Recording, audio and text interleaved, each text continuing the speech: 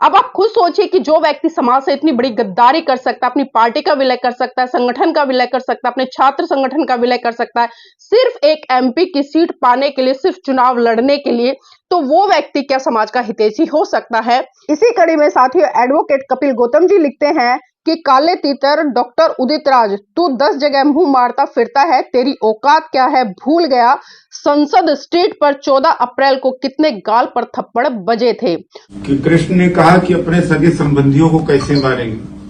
तो कृष्ण ने कहा कि कोई सगा संबंधी नहीं है, न्याय के लिए लड़ो और मार दो, अपने लोगों को ही मार दो। तो आज उसी मोड़ पर हमारे कृष्ण ने मुझे कह दिया है कि सबसे पहले जो अपना दुश्मन है उसी को मार दो, और जो सामाजिक न्याय का दुश्मन है जानते हूं, मैंने अपने प्रेस रिलीज में लिख दिया है। वो सुश्री मायावती ने जो सामाजिक आंदोलन का गला घोटा, अब उनका गला घोटने का समय आ गया है।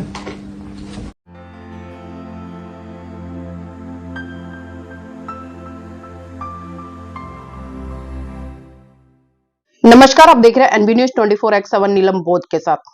साथियों, एक बार फिर से समाज के एक गद्दार व्यक्ति ने इस तरह का बयान दे दिया है जिसको लेकर कि बहुजन समाज में अफरा तफरी मच गई है।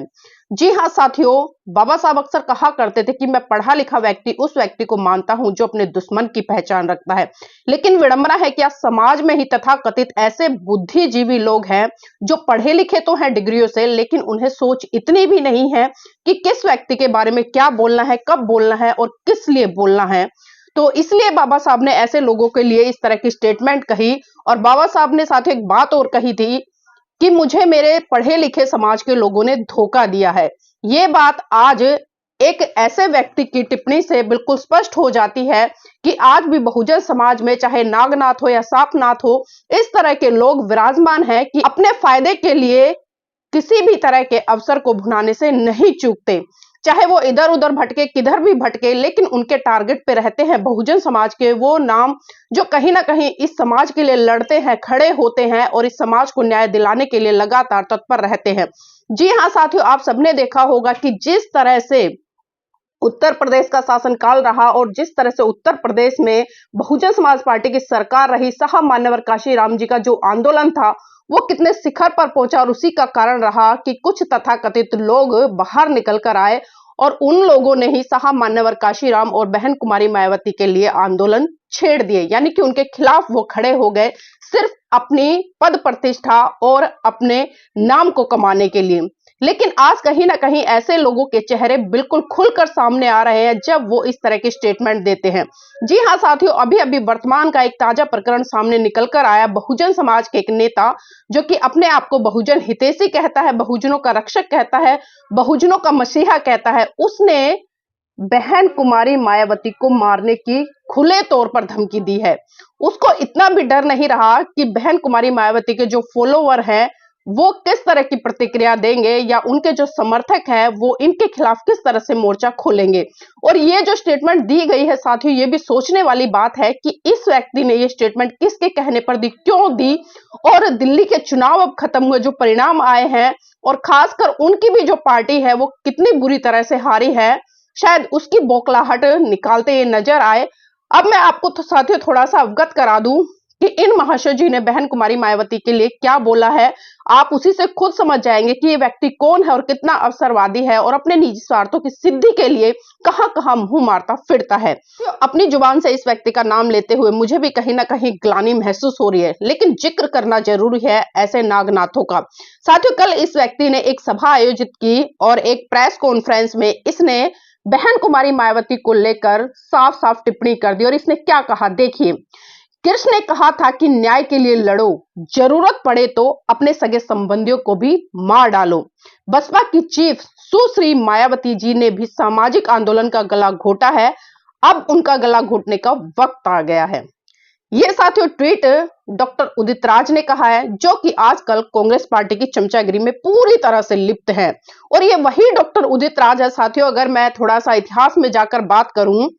जब उत्तर प्रदेश में बहन कुमारी मायावती और साहब मान्यवर काशीराम जी के द्वारा जो मिशन मूवमेंट खड़ा किया गया, जब पार्टी सत्ता में थी, यही व्यक्ति था जो लगातार इनके विरोध में जाकर काम कर रहा था। कुछ समय तो इसने साहब मान्यवर काशीराम जी के साथ में काम किया, लेकिन उसके बाद में इस व्यक्ति ने अपनी पार्टी बनाई, अपना संगठन बनाया, और जो इसने पार्टी बनाई थी इंडिया जस्टिस पार्टी,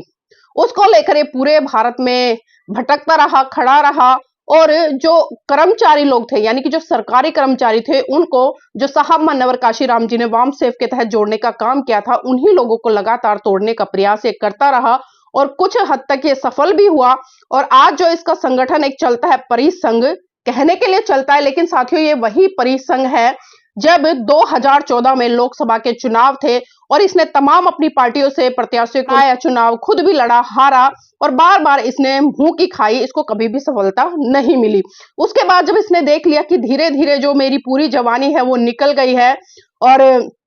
कमिश्नर रहा है, छोटा मोटा व्यक्ति नहीं है, इसकी मिसेज भी कमिश्नर है, और सीमा राज जिसको आप सभी जानते हैं, और बाय कास्ट वो ब्राह्मण है। विडंबना है कि जितने भी समाज में जो बड़े बड़े अधिकारी हैं बहुजन समाज के, उन सबके जो घरवाली हैं वो ब्राह्मण हैं। अब आप खुद सोच सकते हैं कि जो खुद ब्राह्मण महिलाओं को अपने घर में विवाह कर कर ला रहे हैं, वो कैसे ब्राह्मणों के खिलाफ बोलेंगे या कैसे उस विचारधारा के खिलाफ बोलेंगे। खैर साथियों, मैं इस पर ज्यादा चर्चा नहीं करूंगी, लेकिन मैं चर्चा करूंगी 2014 को लेकर। ये वही उदित राज है जो इसने 2014 में अपनी इंडिया जस्टिस पार्टी का विलय कर दिया, अपने परिसंघ का विलय कर दिया, और यहां तक इनका एक छात्र संगठन चलता था उसका भी विलय करके ये बीजेपी में कूद गए,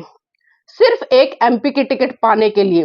अब आप खुद सोचिए कि जो व्यक्ति समाज से इतनी बड़ी गद्दारी कर सकता है, अपनी पार्टी का विलय कर सकता है, संगठन का विलय कर सकता है, अपने छात्र संगठन का विलय कर सकता है, सिर्फ एक एमपी की सीट पाने के लिए, सिर्फ चुनाव लड़ने के लिए, तो वो व्यक्ति क्या समाज का हितैषी हो सकता है? जब इसको टिकट मिला 2014 में बीजेपी से, उत्तर पश्चिमी लोकसभा हमारी लोकसभा है, तो हमने भी कहीं ना कहीं एक निष्कर्ष पर पहुंचे कि चलिए कम से कम पढ़ा लिखा व्यक्ति आ रहा है। लेकिन जब धीरे धीरे इसके बारे में पता चला कि ये व्यक्ति भले पढ़ा लिखा है, लेकिन इसने तो मतलब सारी हदें पार कर दी है बहुजन मिशन मूवमेंट को निकलने के लिए, तो बहुत दुख भी हुआ हमें। खैर उसके बाद में यह यहाँ से जीता भी, और जीतने के बाद इसने 5 साल लगातार उत्तर पश्चिमी लोकसभा से सांसद के रूप में रहा। लेकिन साथियों मैं आपको बता दूं, इसने समाज के एक भी व्यक्ति का काम नहीं किया, और जो भी समाज के व्यक्ति जाते थे उनसे मुंह खोलकर ये पैसे मांगता था। और मैं कहूंगी कि चाहे मोदी भी इस तरह से ना मिलते हों लोगों से जिस तरह से ये व्यक्ति मिलता था, अपॉइंटमेंट लेकर जाइए, आप बिन बताए मत जाइए, और कोई काम है तो पहले से बताइए। और बहुजन समाज के लोगों का तो काम ये बिल्कुल भी नहीं करता था, और इसके इर्द गिर्द जो मंडराते थे वो ब्राह्मण, जाट, ठाकुर सारे वो मंडराते थे, और वो अपनी जाति का अहंकार दिखाकर इससे सारे काम करा लेते थे। और ये भी कहीं ना कहीं डर के मारे उनका काम कर देता था, क्योंकि इसको पता है कि अगली बार भी चुनाव लड़ना है, क्योंकि एससी रिजर्व सीट है। उसके बाद साथियों 2019 के लोकसभा के चुनाव आए, इससे बहुत सारी नाराजगी उत्तर पश्चिमी लोकसभा के लोगों को रही, खासकर जो जाट एरिया है, जाटों ने इसको बिल्कुल भी पसंद नहीं किया, क्योंकि इसका जो बोलने का स्टाइल था, बड़े एटीट्यूड में रहकर लोगों से बात करता था। इसलिए 2019 में भारतीय जनता पार्टी ने इसको टिकट नहीं दिया, और इसीलिए ये धरने पर भी बैठा कि, और फिर जब इसको लगा कि अब तो बिल्कुल पानी सर से उतर गया है, टिकट बिल्कुल नहीं मिलना है, तो इस स्वार्थी व्यक्ति ने साथियों कांग्रेस पार्टी का दामन थाम लिया, और फिर वहां पर जाकर जिस भारतीय जनता पार्टी के गुणगान करता था, मंदिरों में धोख मारता था, हवन कराता था, जय श्री राम के नारे लगाता था, और तरह तरह के कर्मकांड करता था, ये सारे कर्मकांड इसने कांग्रेस पार्टी में जाकर बयान किया उनका, और फिर इसने कांग्रेस पार्टी का दामन थामा। कांग्रेस पार्टी ने इसको 2019 में चुनाव नहीं लड़ाया, क्योंकि इसका जो जनाधार था वो काफी घट चुका था, इसकी लोकप्रियता थी लोगों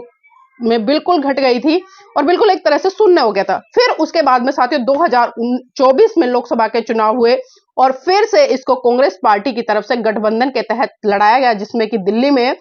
जो कांग्रेस पार्टी और आम आदमी पार्टी का गठबंधन था, फिर से इसको उत्तर पश्चिमी लोकसभा से उतारा, जहां से ये पहले भाजपा से सांसद रहा, और उसका नतीजा ये रहा साथियों, इसको फिर से मुंह की खानी पड़ी, और बुरी तरह से यहाँ पर लोगों ने इसको हराया। क्योंकि इसका व्यक्तित्व कभी भी किसी को पसंद नहीं आया, इसके बात करने का तरीका किसी को पसंद नहीं आया। जितनी ऐंठ में समाज के लोगों से बात करता था, वो वास्तव में एक प्रश्न चिन्ह इसके व्यक्तित्व पर जरूर लगाता था। खैर साथियों, ये तो बहुत सारी बातें हैं, ये तो इसका राजनीतिक कैरियर है, उसके बारे में बताया मैंने। और साथियों, अभी अभी जिस तरह से दिल्ली के परिणाम आए, यहाँ पर जो कांग्रेस पार्टी को हार मिली, मैं मानती हूं कि बहुजन समाज पार्टी भी यहाँ पर हारी है, लेकिन कांग्रेस पार्टी की भी बुरी गत यहाँ पर हुई है और उसी की बौखलाहट शायद इसके आकाओं ने कहा निकालने के लिए, तो वो इसकी जो एक तरह से इसकी बौखलाहट है साथियों, वो कल हम लोगों ने देखी और आप लोगों ने भी देखी होगी जिस तरह से इसने कहा। और साथियों, उसके बाद सोशल मीडिया पर मैं कहूंगी कि एक बाढ़ से आ गई, इसके खिलाफ लोगों ने मोर्चा खोल लिया और तरह तरह की स्टेटमेंट, तरह तरह की टिप्पणियां लोग उदित राज को लेकर करते हैं। किसी ने स्वार्थी कहा, किसी ने नागराज कहा, किसी ने कालाफन कहा, किसी ने कुछ कहा, मतलब तमाम तरीके के अपने अपनी प्रतिक्रिया लोग देते नजर आए। और इस कड़ी में बसपा पार्टी के राष्ट्रीय कोऑर्डिनेटर आकाश आनंद भी साथियों मैदान में उतर गए और उन्होंने भी सोशल मीडिया पर इनके खिलाफ बगावत खोल दी। और वो साफ साफ लिखते हैं कि आज लखनऊ में मान्यवर काशीराम साहब के कुछ पुराने सहयोगी और कभी भाजपा कभी कांग्रेस चमचे उदित राज ने साहब के मिशन पर लंबा चौड़ा ज्ञान दिया है, जबकि उदित राज अपने स्वार्थ के लिए दूसरे दलों में मौका तलाशने के लिए कुख्यात है। उसे बहुजन मूवमेंट की चिंता सिर्फ इसलिए है ताकि वो किसी दल की चमचागिरी कर सके, सांसद या विधायक बन सके।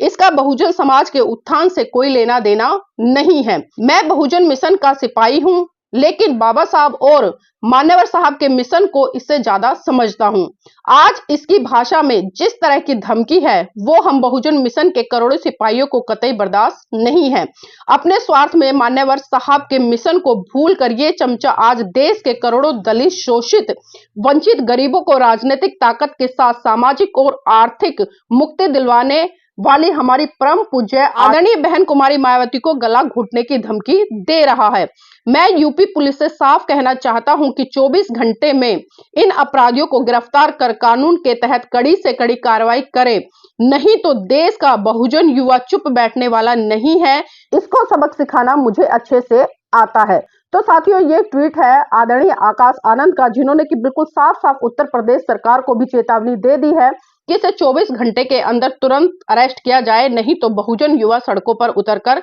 इसके खिलाफ आंदोलन छेड़ देगा। साथियों, उसी कड़ी में कई बहुजन समाज के जो बुद्धिजीवी लोग हैं वो अपनी अपनी प्रतिक्रियाएं दे रहे हैं।